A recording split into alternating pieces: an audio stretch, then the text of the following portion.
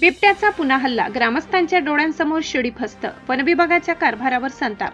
नमस्कार, आपण पाहतात परिवर्तन 24 न्यूज.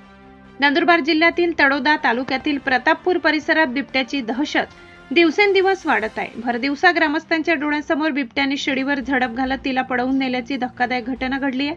या घटनेनंतर ग्रामस्थांनी वनविभागाच्या कार्यपद्धतीवर तीव्र नाराजी व्यक्त केली आहे. प्रतापपूर येथील पांढरके रस्त्यालगत रामसिंग तडवी हे आज दिनांक 1 रोजी बकऱ्या चारण्यासाठी गेले होते. त्याचवेळी अचानक दबा धरून बसलेल्या बिबट्याने फारुख मकरानी यांच्या शिडीवर हल्ला चढवत क्षणार्धात तिला पळवून नेले. ही संपूर्ण घटना ग्रामस्थांच्या डोळ्यासमोर घडल्याने परिसरात भीतीचे वातावरण निर्माण झाले. यापूर्वीही याच भागात बिबट्याने म्हशीच्या पाड्यावर हल्ला केला होता.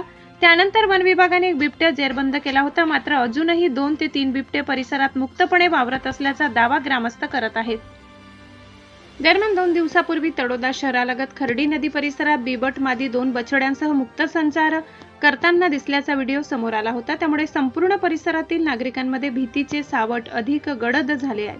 ग्रामस्थांचे म्हणणे आहे की वारंवार मागणी करूनही वन विभागाने या भागात पुन्हा पिंजरा लावलेला नाही. त्यामुळे एखादी मोठी दुर्घटना घडल्यानंतरच वन विभाग बिबट्यात जेरबंद करणार का, असा संतप्त सवाल नागरिकांनी उपस्थित केला.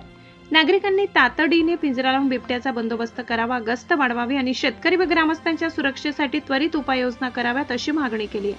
प्रतापपूर आणि परिसरातील नागरिकांनी सायंकाळनंतर एकटे शेतात किंवा जंगलालगत जाणे टाळावे. बिबट्याचा वावर आढळल्यास तात्काळ वन विभागाला माहिती द्यावी आणि अफवांवर विश्वास ठेवू नये.